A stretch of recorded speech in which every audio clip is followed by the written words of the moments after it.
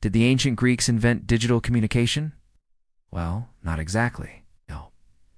But their use of hydraulic telegraphs to transmit messages over long distances is one of the earliest examples of digital communication.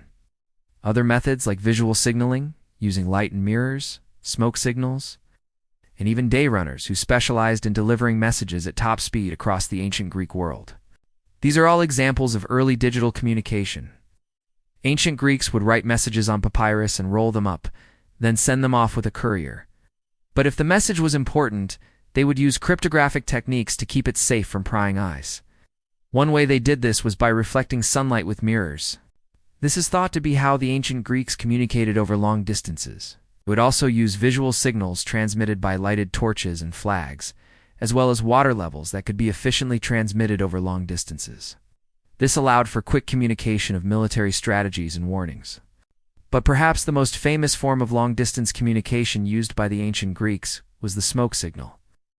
And because smoke signals can be seen for miles, they were perfect for communicating across the vast distances of the ancient Greek world. In fact, Polybius, a Greek historian, devised an alphabetical code for smoke signals so that messages could be written out in full sentences, to ensure that their messages were delivered quickly and accurately.